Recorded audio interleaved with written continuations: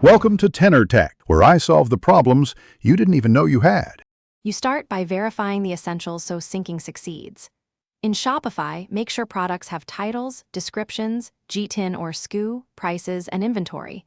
Google requires these. Once done, open Google Merchant Center, claim your domain, and confirm tax and shipping settings. This prevents disapprovals. Next, enable two-step verification on your Google account and grant access to the Merchant Center. These steps remove common blockers and let you connect Shopify without later surprises. You install Shopify's Google Channel app to bridge systems, accept the permissions so it can export products.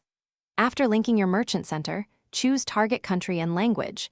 This determines eligibility and tax rules. Then map Shopify product types to Google product categories and confirm GTIN or MPN fields are mapped correctly.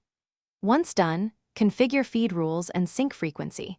Make sure to preview the feed to catch mapping errors. If previews look good, run an initial manual sync to push products. You finish by checking Merchant Center diagnostics and addressing any disapprovals. Google flags missing attributes like GTIN, incorrect shipping, or policy issues. Fix those in Shopify, then resync. Once you resubmit, make sure to monitor processing status and check that items become active. If a product keeps getting rejected, follow Google's fix suggestions, use manual overrides sparingly, and contact support with the item ID. One troubleshooting tip: clear cached feed data and run a full